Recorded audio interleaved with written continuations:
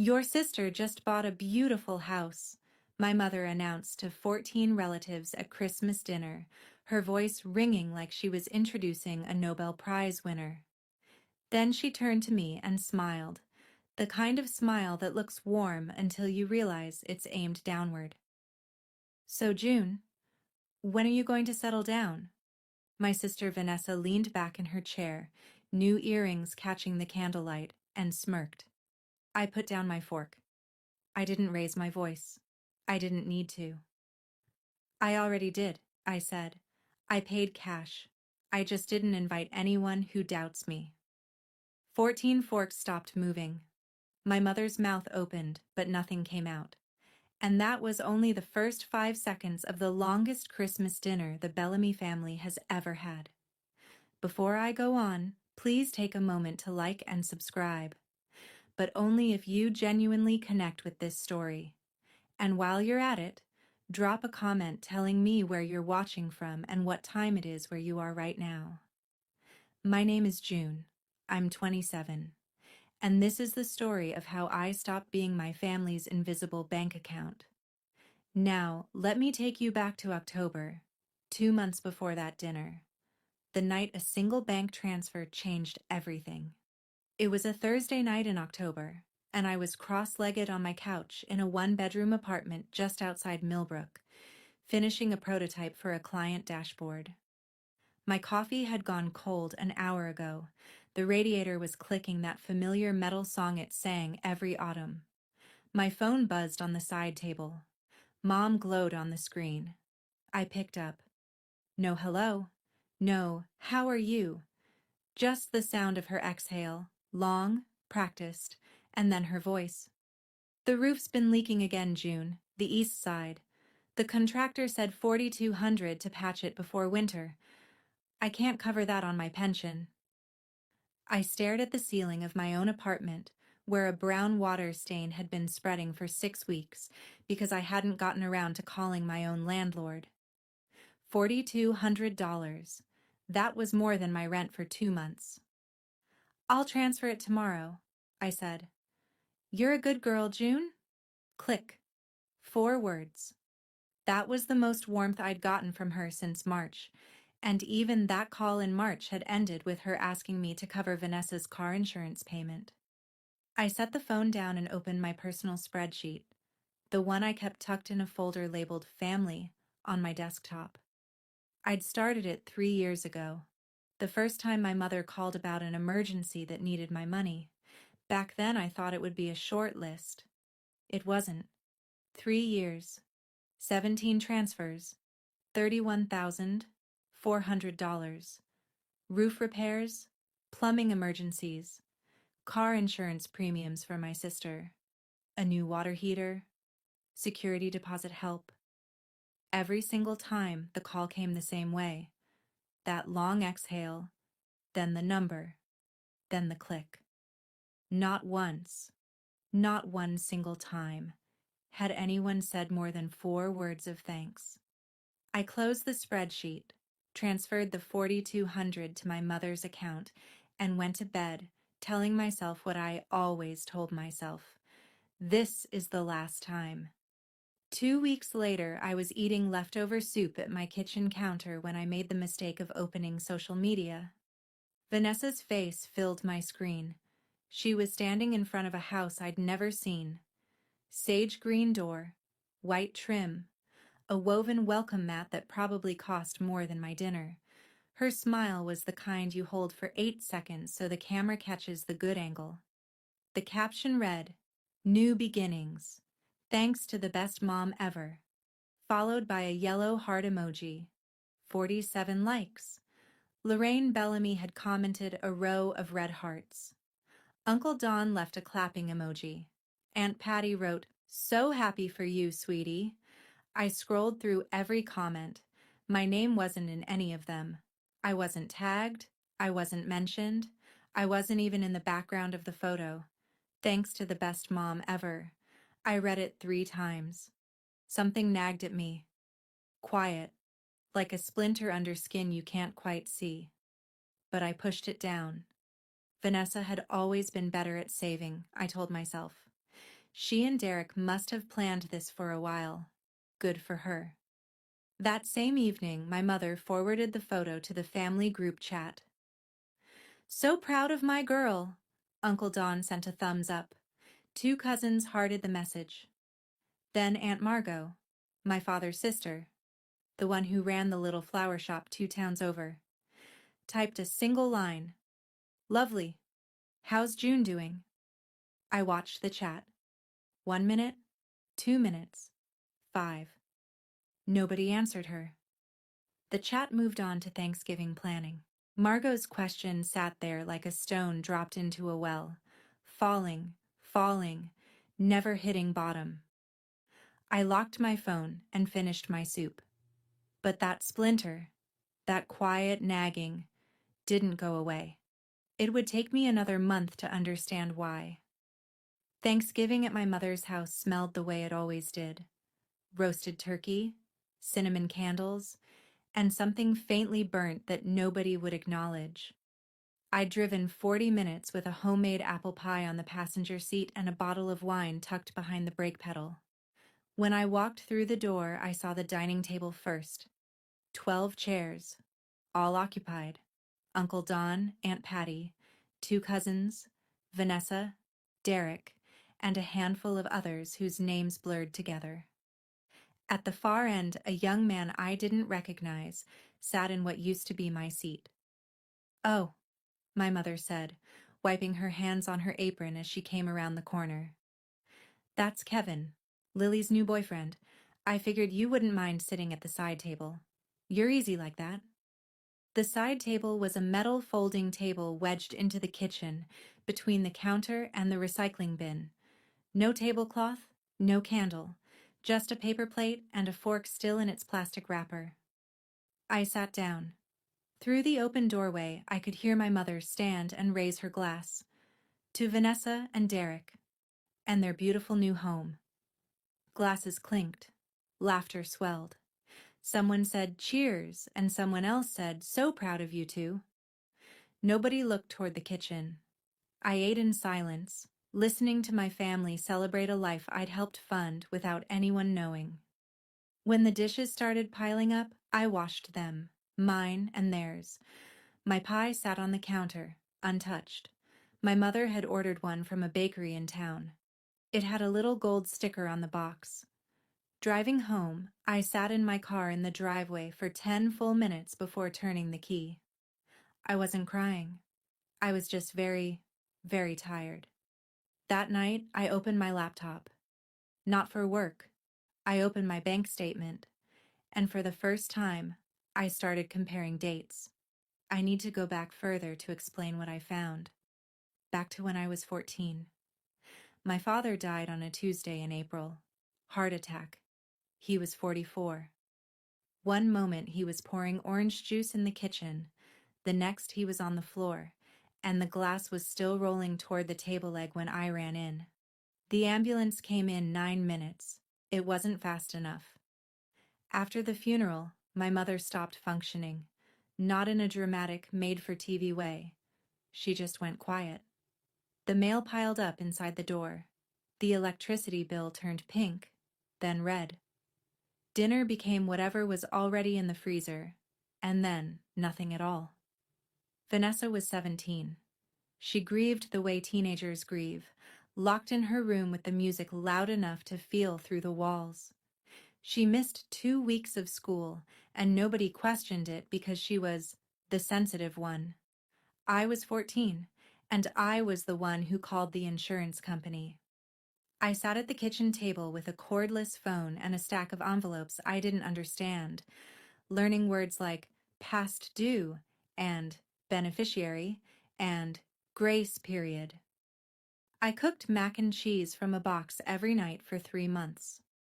I wrote checks I'd watched my father write, copying his handwriting because I didn't have my own signature yet. My mother recovered, slowly, but my role never reset. The emergency became the routine. I was the one who handled things. Vanessa was the one who was handled. My father used to say something to me, usually while we were sitting on the porch after dinner. "You're like me, June. You'll figure it out. I used to think that was a compliment. Now I understand what it really was. An apology, in advance, for everything that was coming. When Vanessa got engaged to Derek 3 years ago, my mother called me before she called anyone else, not to share the joy, to discuss the budget. Your sister deserves a beautiful day, June. I can cover about 8,000, but the rest, I need you to help with the difference. The wedding would cost 12,000. A small ceremony at the chapel on Birch Lane, a garden reception behind the VFW hall, 80 guests. It was modest by most standards, but $4,000 was not modest for me. It was the exact amount I'd saved for an advanced UX certification course that would have pushed my salary into a new bracket. I transferred the money on a Friday. By Saturday, I'd talked myself into believing it was the right thing to do. The bridesmaid list came 2 weeks later. 4 names, all friends of Vanessa's from high school and her gym. I wasn't on it. Wants her friends beside her, June. You wants her friends beside her, June. You understand. You're not really the dress-up type anyway. So on Vanessa's wedding day, I stood in the 3rd row wearing a dress I bought on clearance. The official photographer ran out of time before reaching my side of the aisle, so I ended up behind a borrowed camera, taking candids for the reception slideshow. I photographed my sister's happiest day through a 2-inch viewfinder. Vanessa's thank you post went up that Sunday night. She tagged her mother. She tagged all 4 bridesmaids. She tagged Derek. She tagged the florist. She didn't tag me. $4,000. A certification I never took. And a photo reel full of someone else's perfect day. I didn't say anything. That was always my mistake. I didn't say anything. I could walk you through every single transfer, but the pattern is simpler than you think. It always started with the exhale. My mother's long, slow sigh on the phone, the one she'd perfected into a weapon. And it always ended with a number.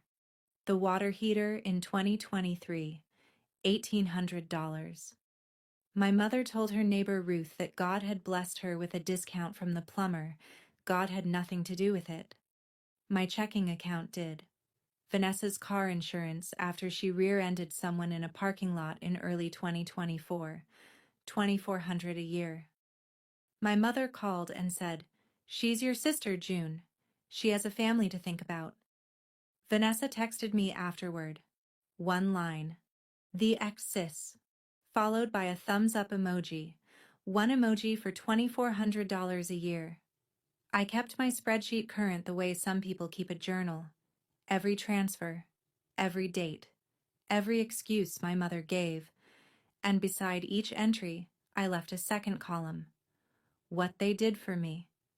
That column was blank. Every row, every year, 3 years of giving, and the return column looked like fresh snow. Here's the part that gets me. It wasn't just that my mother took the money. It was that she erased me from the story entirely. At family gatherings, she'd tell Uncle Don and Aunt Patty, "I manage on my own. It's tight, but I'm proud." She'd say it with her chin lifted, like a woman in a wartime photograph. And everyone would nod, impressed. Meanwhile, my bank account bled in silence. $31,400. 3 years. 1 emoji. Every time I told myself the same thing. This is the last time. But the last time never came. Not until October, when I started comparing dates on a bank statement and the math stopped adding up. In September, a month before the roof money, I stopped by my mother's house to return a set of spare keys from the last plumber visit. The front door was open a crack, the way it always is when she's airing out the kitchen after cooking. I stepped inside and heard her voice drifting from the back of the house. That slightly louder, slightly sweeter register she uses when she's on FaceTime. I should have announced myself. Instead, I froze in the hallway, my hand still on the doorknob, because I heard my name. Honestly, I don't know what June's doing with her life. She sits on that computer all day. At least you have a real home, a real husband. Sometimes I worry she'll end up alone and I'll have to take care of her." Vanessa's laugh came through the phone speaker. Light. Easy. The kind of laugh that isn't cruel on purpose. It's cruel because it doesn't even notice. "Mom, she's fine. She's just June. She's just June." I stood there for, I don't know how long, 10 seconds, maybe 30, long enough to memorize the pattern on my mother's hallway wallpaper. Faded yellow roses, the edges peeling near the baseboard. Long enough to feel something inside me go very still. I set the keys on the console table by the door. I didn't slam them. I placed them down the way you place a glass on the edge of a counter. Carefully, because you know if you're not careful, something will shatter. Then I walked out, closed the door, got in my car. I drove 25 minutes home without turning on the radio. No music, no podcast. Just the sound of the road and my own breathing. That night, I lay awake staring at the ceiling. Not because I was sad, though I was. Because for the first time in 13 years, a question surfaced that I'd never allowed myself to ask. Was the roof actually leaking? Driving home that night, I kept replaying that sentence. She's just June. 2 words that reduced everything I'd ever done, every bill I'd covered, every emergency I'd solved, every dollar I'd sent, into a shrug. Like I was a lamp in the corner of a room that nobody turns on but nobody throws away either. Have you ever been summed up in a way that erased everything you've done? If so, I'd love to hear your story in the comments. Because that night, something inside me shifted. And I think you'll understand what I did next. The night after Thanksgiving, I sat on my couch with cold coffee and a laptop open to my bank's transaction history. The $4,200 I'd transferred to my mother on October 3rd stared back at me in clean digital type. October 3rd.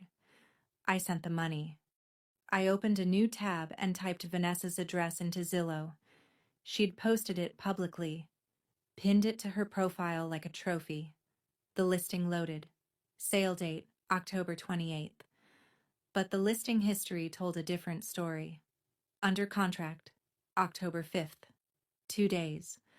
My mother received $4,200 on a Thursday, and by Saturday my sister's name was on a purchase agreement. My chest felt hollow, like someone had scooped out the center of it with a spoon. I picked up my phone and scrolled through my contacts until I found the contractor.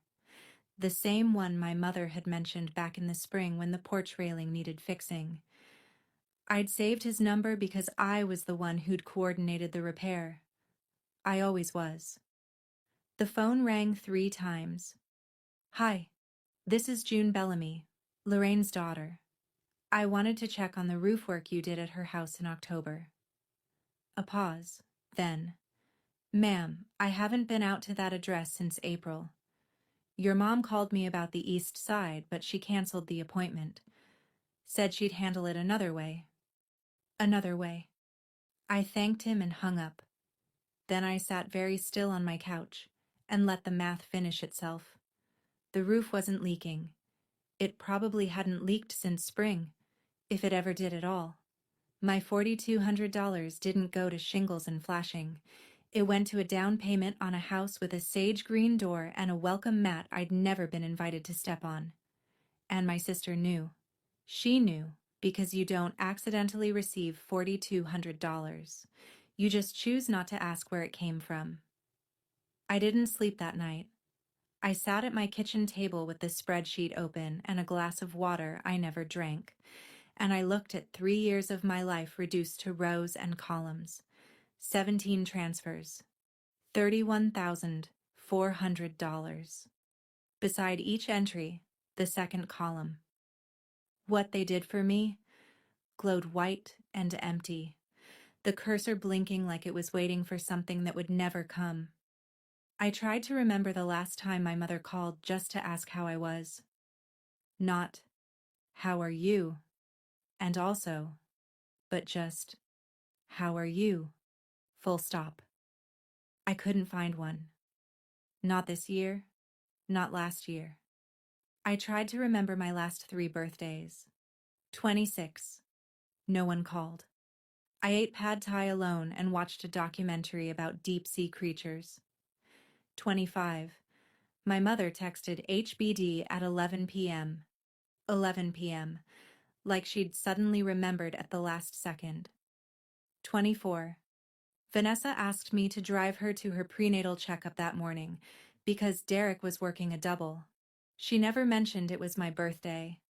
I didn't remind her. I closed the spreadsheet.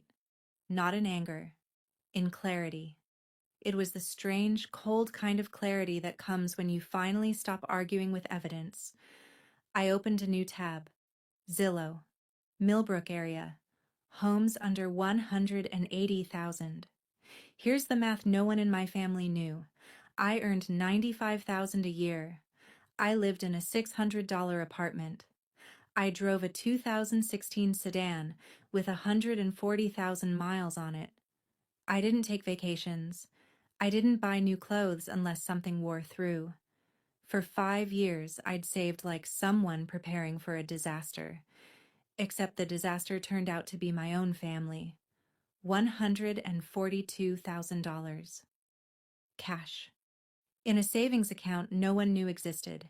If I stopped pouring money into a hole that never filled, I could buy a house in 3 months. My own house. No mortgage, no permission, no mother's name on the deed. I closed the laptop at 4 a.m. For the first time in years, this is the last time. Wasn't a lie. Aunt Margot's flower shop sat on a quiet street in Drayton, 2 towns east of Millbrook. It was a small place, hand-painted sign, bell on the door, coolers full of arrangements she built by hand every morning before sunrise. She'd run it alone for 20 years, ever since Uncle Gene passed. I hadn't planned to tell her anything. I just wanted to sit somewhere that didn't feel like my apartment or my mother's kitchen.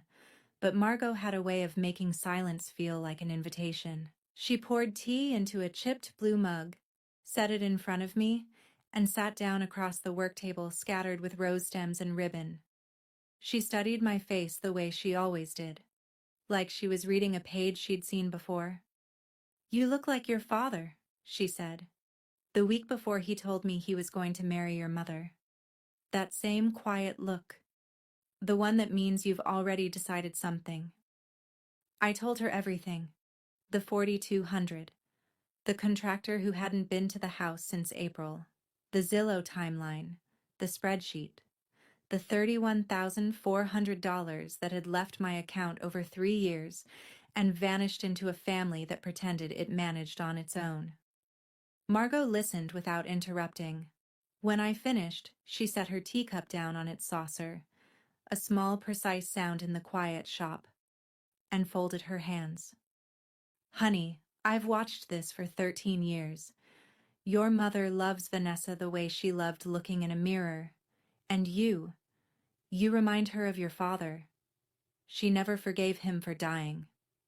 The sentence hit me somewhere behind my ribs. "What are you going to do about it?" Margot asked. "I'm going to stop paying for a family that doesn't see me," I said. "And I'm going to buy my own house." Margot looked at me for a long moment. Then she nodded, just once. "Good. And if you need a witness at closing, you call me." The first week of December, I ran into Ruth Kendrick at the grocery store. Ruth was my mother's neighbor, 3 houses down on Maple, the kind of woman who brought banana bread to every new family on the block and knew everyone's business not out of malice, but because she simply couldn't help collecting information the way some people collect stamps. She'd been a loan officer at Millbrook Community Bank for as long as I could remember. She notarized documents for half the town and still called everyone honey, regardless of age. She spotted me in the cereal aisle, cart half full, and lit up like I'd made her day. "Oh, June, I haven't seen you since—" Goodness, Since summer.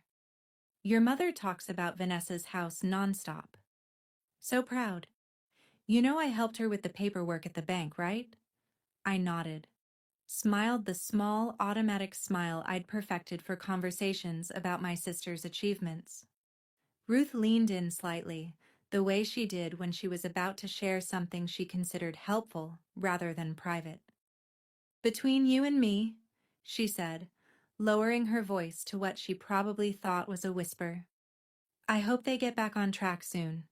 The first few months of a mortgage are always the trickiest, especially when there's other debt involved. But your sister's a smart girl. She'll figure it out.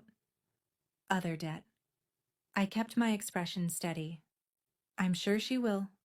Ruth patted my arm, wished me a Merry Christmas, and wheeled her cart toward the dairy section humming Jingle Bells. I stood in the cereal aisle for another 30 seconds, holding a box of oatmeal I didn't need, turning two phrases over in my mind like coins. Get back on track. Other debt. The picture I'd been assembling since Thanksgiving night was now complete. Vanessa hadn't bought a beautiful house. Vanessa was drowning in one. And my mother had used my money to push her off the dock. The call came on a Wednesday evening, the second week of December. I was making dinner. Just pasta, nothing special. And my mother's name appeared on the screen with the reliability of a monthly invoice. I picked up. The exhale arrived right on schedule.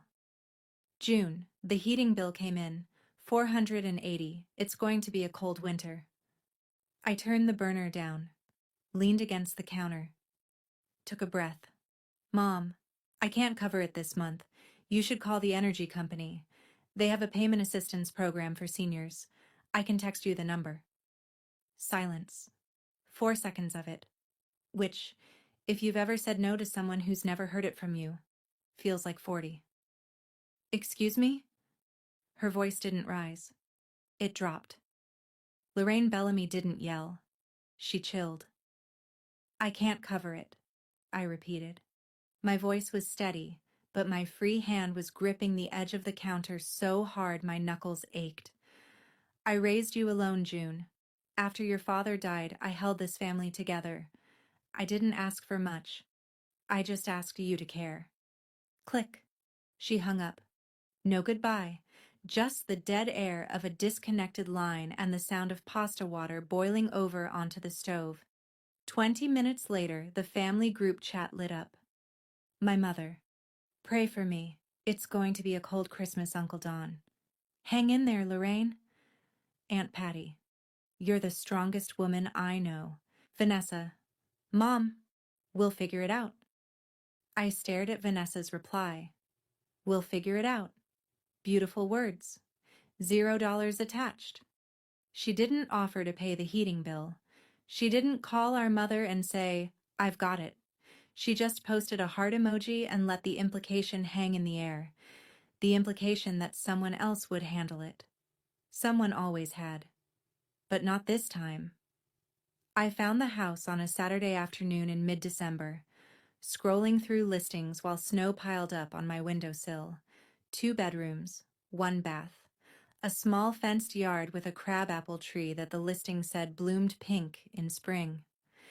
The siding was gray, the porch needed a new railing, and the kitchen still had laminate counters from the 90s, but the foundation was solid. The inspection came back clean. And the roof, the actual, real roof, had been replaced 2 years ago. $159,000. I could pay it outright. I called Margot that evening. I found it. When do we sign? The closing was on December 18th, 1 week before Christmas. I sat at a long table in a title company office with fluorescent lights and a plastic plant in the corner. Margot sat beside me, handbag in her lap, reading glasses perched on her nose like she was there to audit the whole operation. The notary pushed a stack of documents across the table. Buyer present? Present, I said. Under the table, Margot reached over and squeezed my hand. Once, firm, then let go. I signed everywhere they told me to sign. 32 pages. My hand cramped by page 20. When it was done, the notary smiled and said, "Congratulations, it's yours." Margot took off her glasses and looked at me. "Your father would have cried right now. The good kind." I drove to the house alone afterward, parked on the street, walked up the porch steps, put the key in the lock and turned it. The door opened into an empty living room, bare wood floors, white walls, the smell of fresh paint and cold air. No furniture, no curtains, no group chat pinging in my pocket. Just silence. And for the first time in as long as I could remember, the silence didn't mean I'd been forgotten. It meant the space was mine. I didn't post about it. I didn't tell anyone except Margot. Christmas was 1 week away, and I had something I'd never had before at a family dinner. A truth I didn't need to hide. My mother's Christmas invitation arrived in the group chat on a Monday, 6 days before the dinner. Christmas Eve dinner at my house. 6 p.m. Bring a dish. Vanessa responded within minutes. Derek and I will bring the glazed ham. Followed by 3 more emojis, because Vanessa never met a sentiment she couldn't decorate. Uncle Don confirmed. Aunt Patty confirmed. 2 cousins confirmed. Ruth Kendrick, who my mother always invited because she lived alone and brought good wine, confirmed. I stared at the message for a long time. If I didn't go, my mother would have the narrative she wanted. June couldn't even show up for Christmas, after everything I've done. She'd say it with that practiced sadness, and everyone would shake their heads, and I'd become the cautionary tale of the ungrateful daughter. If I did go, I'd sit at the folding table in the kitchen again. I'd wash dishes while Vanessa received toasts. I'd drive home full of turkey and empty of everything else, unless this time was different. I called Margot. She sent the invite. I'm going. And this time, I'm not sitting in the kitchen. A pause. Then Margot's voice, steady as a fence post. Good. Neither am I. I typed 2 words into the group chat. I'll be there. No emoji, no exclamation point. Just a confirmation, plain as a signature on a closing document. I wasn't planning a speech. I wasn't rehearsing devastating one-liners in the mirror. I simply decided one thing. If they asked me a question, I would answer it honestly. If they didn't ask, I'd eat my dinner, say Merry Christmas, and leave. But I would not lie, and I would not apologize for the truth. That was the entire plan. Honesty. After 27 years of silence, it felt radical enough. 3 days before Christmas, my mother called again. This time, there was no exhale. She got straight to the point, which meant she was nervous. Lorraine Bellamy only skipped her own rituals when something felt out of her control. I need you to come early, 5 o'clock. Help me set up the table, arrange the chairs, get the dishes out. Vanessa's handling the ham and the centerpiece, so you can take care of the rest. The rest. The invisible labor. The behind-the-scenes work that made the evening look effortless, while Vanessa walked in with a glazed ham and a perfect smile and collected all the credit. I'll come at 6, I said, same as everyone. The temperature on the other end of the line dropped 10 degrees. June, don't be difficult, it's Christmas. I'm not being difficult, Mom. I'm being a guest, same as Vanessa. Another silence. I could hear her recalculating, the way a chess player pauses when a pawn moves somewhere unexpected. Then she reached for the big gun, the one she always kept loaded. Sometimes I think you forget everything I've done for you. Her voice softened into that particular register of manufactured grief. Your father wouldn't have wanted this. My stomach tightened. It always did when she said that.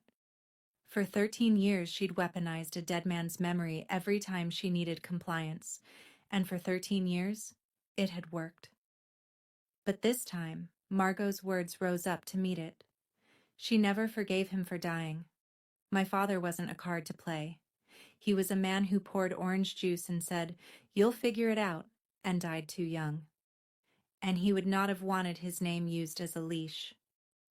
"I'll see you at 6, Mom." I hung up first. My hands trembled against the phone, but I didn't call back. Christmas was 3 days away, and for the first time, I was walking into my mother's house with my spine straight and my wallet closed. December 24th, 5:55 p.m. I parked on the street in front of my mother's house and killed the engine. The neighborhood was quiet. That particular small-town hush that falls on Christmas Eve, when the whole world seems to hold its breath between afternoon and midnight. My mother's house glowed. String lights lined the porch railing. A wreath hung on the front door. Through the living room window, I could see people moving, silhouettes with wine glasses, the flicker of candles on the dining table.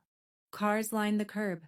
Uncle Don's sedan, Aunt Patty's minivan, Ruth Kendrick's blue hatchback, Derek's work truck, and at the end of the row, Margot's old pickup with the magnetic flower shop sign on the door.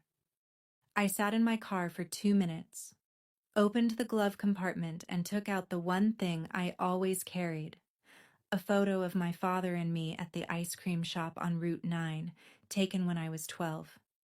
Both of us squinting into the sun, both of us laughing. I looked at it, took a breath, put it back, stepped out into the cold. The front door was unlocked. I walked in, and the warmth hit me first, followed by the smell of ham and cinnamon and something faintly burnt that nobody would acknowledge. On the hallway wall, 8 framed family photos hung in a neat row. I counted the way I always counted. 5 with Vanessa in the center, 2 group shots, one of my father alone, young, in a suit I'd never seen in person. None of just me. My mother appeared from the kitchen in her holiday apron, red, with embroidered holly. She looked at me the way you look at a delivery that arrived later than expected. "Oh, you came. Good. The table still needs napkins. They're in the hall closet." Not, "Merry Christmas, June." Not, "I'm glad you're here." A task. "Merry Christmas, Mom," I said. I walked past the closet, past the kitchen, into the living room, where Margot sat in the corner armchair with a glass of eggnog, watching me over the rim. She gave me one small nod. I sat down. The evening had begun. Dinner was served at 6:30. 14 people arranged themselves around the extended dining table like actors finding their marks. Vanessa took the seat beside our mother, directly across from Derek. I ended up at the far end, between my 19-year-old cousin Lily and an empty chair that nobody bothered to remove. At least I was at the main table this time. Progress. The glazed ham sat in the center, glistening under the chandelier my father had installed the year I was born. Vanessa had tied a sprig of rosemary to the serving fork, a detail so perfect it looked staged. It probably was. My mother stood. She lifted her wine glass the way a mayor lifts a ceremonial key. Slow, deliberate, meant to command the room. "Before we eat, I just want to say how proud I am." She looked at Vanessa with an expression I can only describe as ownership. Vanessa and Derek bought their first home this year, a real home, a 3-bedroom, with a yard. That's what family is about, building something. She paused, letting the word building settle over the table like a blessing meant for one person only. Vanessa pressed her hand to her chest. "Ah, Mom." The humble, grateful face. She'd perfected it the way a concert pianist perfects a scale, through relentless repetition. Then she turned to the rest of the table. "Honestly, it's been a dream. 3 bedrooms, a yard for someday when we have kids. We're just so blessed." Uncle Don raised his glass. "That's wonderful. You're building something real, Vanessa." Aunt Patty beamed. The cousins murmured approval. Across the table, I saw Ruth Kendrick smile and nod. but her eyes dropped for just a second, the way they do when someone knows something they're trying not to say. Nobody asked me anything. Nobody turned my direction. I cut my turkey and chewed in silence. And from the far end of the table, Margot watched the room the way a woman watches a pot she knows is about to boil. It happened between the main course and dessert, during that lull when plates are half empty and the conversation softens into something loose and unguarded. My mother leaned forward in her chair, tilted her head toward me, that practiced angle of maternal concern that always preceded something sharp, and said, loud enough for the entire table, "So, June, your sister has a house, a husband, a plan." She gestured at Vanessa the way a game show host gestures at a prize car. "When are you going to settle down? You can't just sit behind a laptop forever." Vanessa didn't miss her cue. She leaned back, crossed her arms, and smiled at me the way you smile at a younger cousin who just said something naive at Thanksgiving. "Seriously, June, you're 27. What are you even saving for?" A few people laughed, the polite, uncomfortable kind. Uncle Don chuckled into his wine. Lily stared at her plate. Derek looked down at his fork and said nothing, his jaw tight. Only Margot was still. Her eggnog sat untouched. Her eyes were on me. I looked at my mother, then at Vanessa, then at the table full of people who had watched me get smaller every year without ever saying a word. I set my fork down, slowly. Metal touched porcelain, a small, clean sound that cut through the room like a pin dropping in a cathedral. "Actually, Vanessa," I said, my voice level, almost conversational, "what exactly did you save for?" The smile slid off her face. "Because I know it wasn't the down payment." Nobody moved. Vanessa blinked twice. Fast, the way you blink when the lights come on in a dark room and you're not ready. My mother's hand tightened around her wine glass. "June, don't start." But I had already started. And this time, I wasn't going to stop. "June." My mother's voice dropped low and flat, the way she always sounded when she wanted to remind you that she was the adult and you were the problem. "This is Christmas dinner. This is not the time or place." "You're right, Mom. It wasn't the time when you asked me for $4,200 for a roof that wasn't leaking either, but here we are." Lorraine's face went white. Not the slow drain of embarrassment, but the instant flash of someone who's been caught mid-stride. She recovered fast. She always did. "I don't know what you're talking about. That money went to repairs." "I called the contractor, Mom. He hasn't been to your house since April. You canceled the appointment." Uncle Don set his glass down. The base landed heavier than he intended. "What's going on?" Aunt Patty stopped chewing. Lily looked between me and my mother like she was watching a car skid on ice. Vanessa leaned forward, and her voice took on that slightly breathy, slightly incredulous tone, the one she'd inherited directly from our mother. "June, you're being so dramatic. This is exactly what you always do. You take something small and blow it up into..." "Dramatic?" I looked at her, calm, steady, the way you look at someone when you've rehearsed this conversation 1,000 times in the shower, except I hadn't rehearsed it at all. The words were just there, clean and ready, because the truth doesn't need a script. "I paid $4,200 that Mom told me was for roof repairs. That money ended up helping fund your down payment. And you knew, Vanessa. You knew, and you said nothing." The table was silent. Derek, who had been staring at his plate for the last minute, lifted his head. Slowly, his eyes moved from me to Vanessa, and stayed there. Vanessa opened her mouth. Nothing came out. In that moment, sitting at that table with 14 pairs of eyes shifting between me and my sister, I noticed something I'd never seen before. Vanessa didn't look smug anymore. She looked scared. And my mother, for the first time in my entire life, looked small. I used to wonder why I kept sending money, kept showing up, kept hoping for something as simple as thank you. Maybe you've wondered the same thing about someone in your life. Why do we keep watering plants that never bloom? If you've ever sat at a table like mine, tell me in the comments, what was your breaking point? My mother stood halfway out of her chair, palms pressed flat on the table, trying to wrestle the evening back under control. Let's not ruin Christmas over a misunderstanding. That's when Vanessa made her mistake. She turned to the table, chin lifted, voice bright and brittle, and said, "Look, whatever June thinks she knows, Derek and I are doing fine. Our house is ours. We're comfortable. Everything's on track." She reached for Derek's hand across the table. "Right, babe?" Derek didn't take her hand. He looked at her, then at me, then back at her. His mouth a thin line, his eyes doing calculations he hadn't known he needed to make. And then, from the middle of the table, Ruth Kendrick spoke. She'd had 2 glasses of eggnog by then.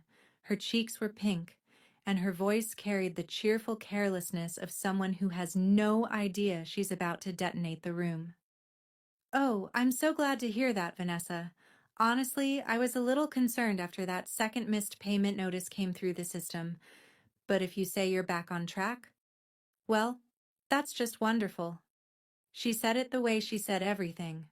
Warm, neighborly, certain that she was being helpful. The table went so quiet I could hear the candle flames breathing. Derek pulled his hand back from where it had been resting near Vanessa's. Slowly, like a man pulling his fingers away from the edge of something hot. "Second missed payment," he said. His voice was low, controlled, the kind of quiet that's louder than shouting. Vanessa's mouth opened. "Ruth, that's private." Ruth's pink cheeks turned scarlet. Her hand flew to her mouth. "Oh, oh dear. I'm so sorry. I thought you two had already... I assumed." She hadn't meant to do it. She hadn't meant to do anything. But the truth has a way of finding the one crack in the wall and pouring through. And Ruth Kendrick, God bless her, had just kicked the wall down. Derek's fork was still in his right hand. He set it down. Not gently, not violently, just with the careful precision of a man who knew that if he wasn't careful with the small things, he'd lose control of the big ones. "Vanessa." His voice was a flat line. "How much do we owe?" Derek, not here. "How much?" Not a question anymore. A door closing. Vanessa pressed her lips together. Her eyes were wet, and her new earrings, the ones she'd bought for tonight, the ones that caught the candlelight so beautifully an hour ago, now looked like the most expensive part of a costume that was falling apart. She didn't answer. My mother stepped in, because my mother always stepped in when Vanessa's narrative was threatened. "Derek, every young couple has some debt starting out. It's completely normal. Let's not make this into something it isn't." Derek turned to Lorraine. His expression didn't change, but his voice did. It got quieter, which, if you knew Derek, meant it got more dangerous. "Mrs. Bellamy, did you know about this? I helped where I could." "She helped with my money, Derek." I didn't raise my voice. I didn't need to. $4,200. I was told it was for roof repairs on this house. It wasn't. Derek stared at me for a second. Then he looked at Vanessa, the woman he'd married, the woman he'd built a future with, the woman who apparently had built that future on a foundation of someone else's money and silence. He picked up his napkin, folded it once, placed it beside his plate. Then he pushed his chair back. The leg scraped against the wood floor, loud in the silence. Stood up, took his phone from his pocket, and walked to the front porch. Through the glass door, I watched him standing in the falling snow, phone pressed to his ear, face lit by the porch light. He wasn't yelling. He wasn't pacing. That was worse. Vanessa was crying now. Not the delicate movie star kind. The real kind. The kind where your mascara runs and your breathing gets jagged and the table full of people who admired you 5 minutes ago doesn't know where to look. My mother was still standing, hands gripping the edge of the table, her expression cycling between fury and something older, fear. The fear of a woman watching a story she'd spent 13 years constructing start to collapse in real time. "This is what you wanted, isn't it, June?" Her voice shook. "To humiliate your family on Christmas?" "No, Mom. I just stopped pretending." "Your father—" She caught herself, then pushed through anyway, because the weapon was all she had left. "Your father would be ashamed of you." Before I could respond, a chair scraped at the other end of the table. Margot stood up. She wasn't tall. She wasn't loud. She was a 61-year-old woman in a navy cardigan with dirt still under one fingernail from the flower shop. But when Margot Bellamy stood, people listened, because she only stood when she meant it. "Lorraine." Her voice was clear and level, the voice of a woman who had kept quiet for years and chosen this exact moment to stop. "My brother would have been ashamed of how you've treated the daughter who is most like him." Lorraine opened her mouth. Margot wasn't finished. "I know June paid $31,000 to this family in 3 years. I know, because she showed me the records. And I know she just bought her own house, with cash, because I was standing beside her when she signed the closing papers." The room turned to me. All of it. Every face. Uncle Don's mouth was open. Aunt Patty had her hand pressed to her chest. Lily's eyes were wide. Even Ruth, who was still trying to recover from her own accidental bomb, stared. "You bought a house?" Uncle Don said. I nodded. My mother let out a short, sharp sound, half laugh, half disbelief, and shook her head. "A house? You?" Her voice climbed into the register she used when something threatened the order she'd built. "With what money? You don't even have a real—" She stopped herself one word too late, but everyone at the table heard the shape of the sentence. "You don't even have a real job." I stood up. Not fast, not dramatic. Just the slow, deliberate act of a woman who was done receiving words from a seated position. I looked at my mother, then at Vanessa, whose face was blotchy and wet. Then at the table, 14 people who had watched me shrink for years and never said a word. "You asked me when I was going to settle down." My voice was even, quiet, the kind of quiet that makes people lean in instead of pull away. "I already did. I paid cash. $159,000. No mortgage. No debt. No one else's money." I turned to my mother. "I just didn't invite anyone who doubts me." And the room stopped. I mean it. It stopped. Like someone pressed pause on the universe. 14 people, frozen mid-breath. A fork slid off someone's plate. Aunt Patty's, I think, and hit the porcelain with a bright, clean clink that echoed in the silence like a bell. 5 seconds. I counted. My mother's mouth opened. Closed. Opened again. Nothing. Vanessa looked down at the table, her hands flat on either side of her plate, her shoulders curved inward like the frame of a house that's lost its center beam. The Christmas music was still playing from the little Bluetooth speaker on the sideboard. Silver bells. The irony would have been funny if I hadn't been trembling from the inside out. Nobody spoke. Nobody moved. The candles flickered. And for 5 eternal seconds, the only sound in the Bellamy dining room was the truth, settling into every corner like the first real snow of winter. My mother found her voice first. It came out cracked, stripped of its usual polish, like a road after a hard freeze. "June, I did what I had to do for this family." "No, Mom." I wasn't loud. I didn't need to be. You did what you had to do for Vanessa. I was the one doing for this family. And I'm done. Vanessa looked up. Her mascara had drawn two dark lines down her cheeks, and her voice came out thin, the voice of someone reaching for a rope she isn't sure is still there. June, I didn't mean for... You knew, Vanessa. I held her gaze, not with anger, with something heavier, the steady, exhausted clarity of a person who has finally run out of reasons to pretend.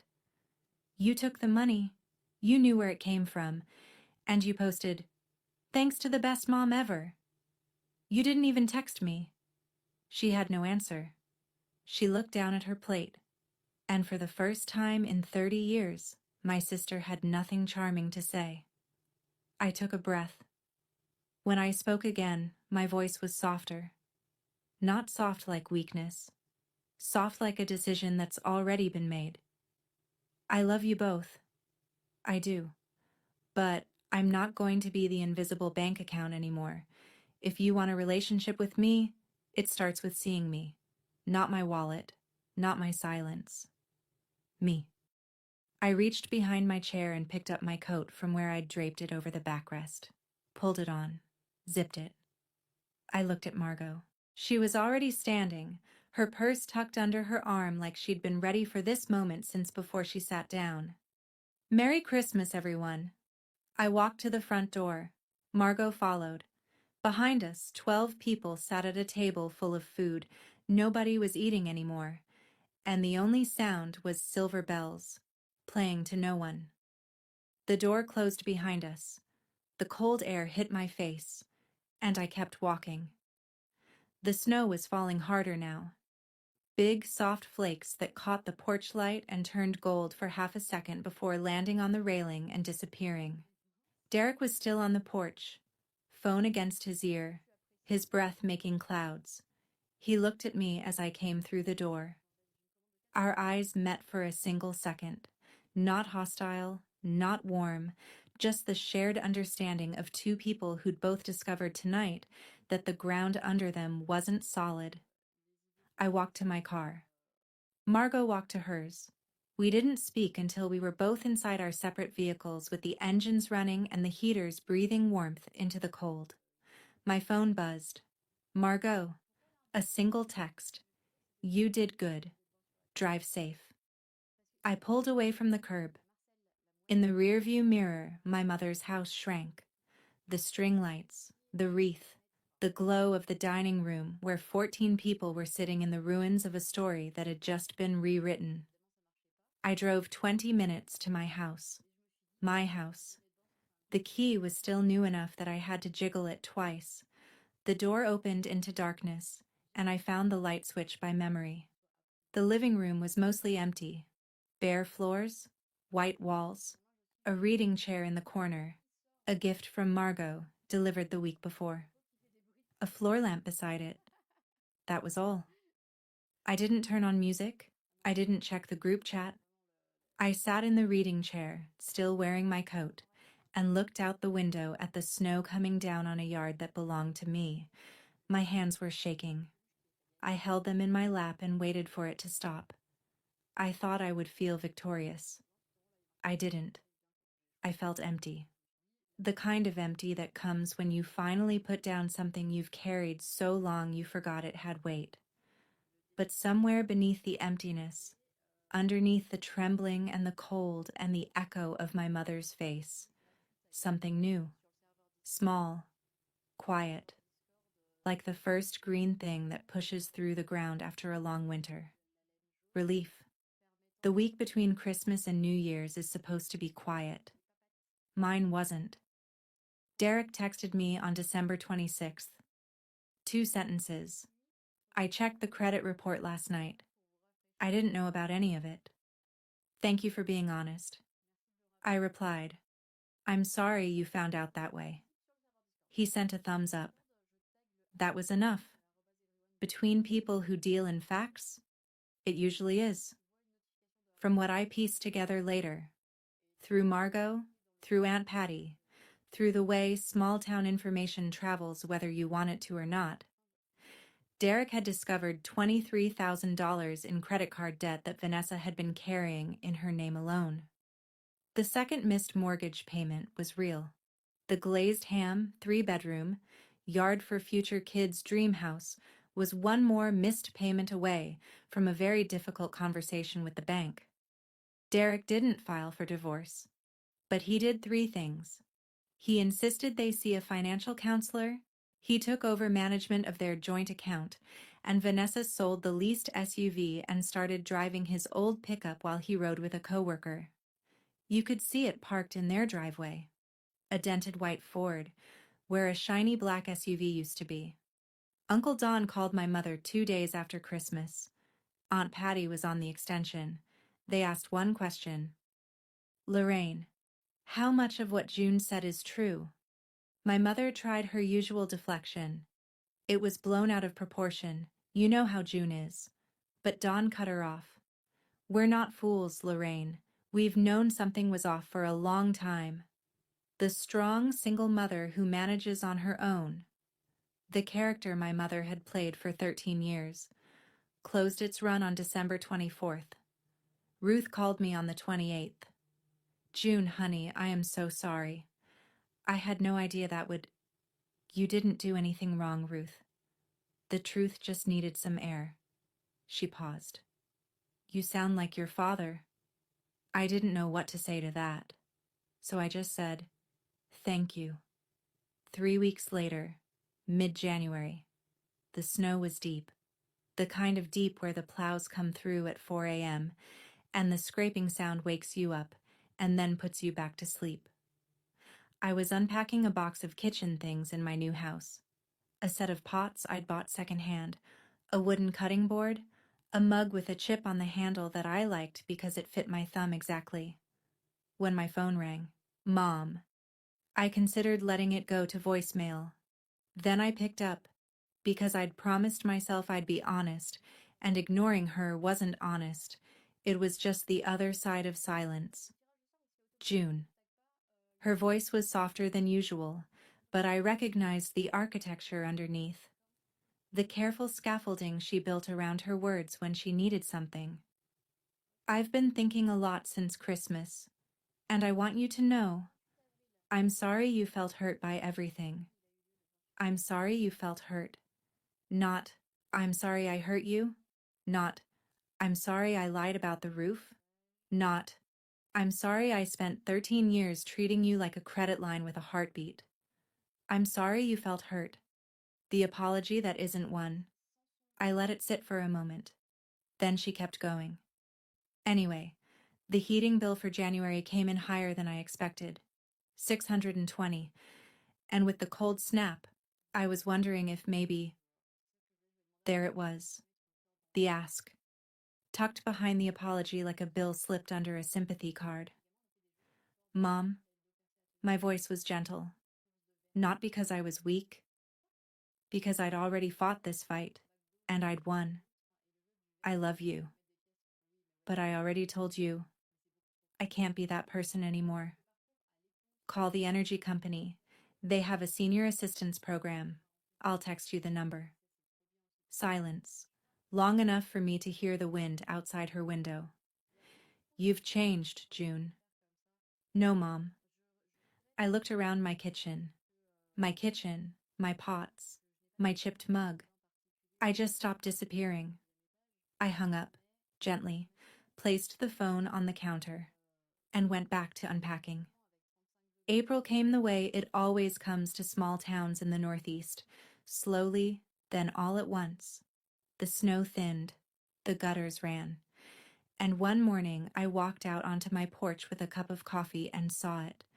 The crabapple tree in my front yard had bloomed. Pale pink buds, small and deliberate, opening along branches that had looked dead all winter. The house still wasn't finished. The living room had a sofa now. Navy blue, second-hand, with a tear on one cushion I'd patched with iron-on fabric from the craft store. My desk sat by the window where the morning light came through best. My father's photo hung above the reading chair, the one from the ice cream shop. Both of us squinting, both of us laughing. I still worked remote, still lived alone, still wasn't married. And for the first time in my life, none of that felt like a gap. It felt like a choice. Vanessa texted me in March. "Can we talk sometime?" I replied, "When you're ready to talk honestly, I'm here." She hadn't called yet. I wasn't waiting. My mother posted less on social media. The "I manage on my own" declarations had stopped. I didn't follow her page anymore, but Margot mentioned it once over tea. "She's quieter," Margot said. I don't know if that's growth or just shock. Time will tell. Margot came over every Saturday. She brought flowers from the shop, whatever hadn't sold by closing time. The kitchen table usually had a jar of something blooming on it. We drank tea on the porch and talked about ordinary things. Weather, recipes, the neighbor's dog that kept digging under my fence. One Saturday, she looked at the crabapple tree and said, "It's blooming earlier than I expected." "Some things just need room," I said. She smiled. We drank our tea. Here's what I know now, after all of it. I didn't burn any bridges. I just stopped crossing the ones that led nowhere. And I found out something no one ever tells you. When you stop being invisible to yourself, it doesn't really matter who else can't see you. The tree is blooming. The house is mine. The silence is kind. And that's enough. That's my story. Some of you might think I was too harsh. Some of you might think I should have said more. Either way, tonight I'm sleeping in a house I own, with no mortgage, no guilt, and nobody's expectations hanging on the walls. If this story reminded you of something in your own life, a boundary you've been afraid to set, a truth you've been swallowing to keep the peace, I want to hear about it. Drop it in the comments. I read every single one, and if you want to hear another story like this, there's one linked in the description that I think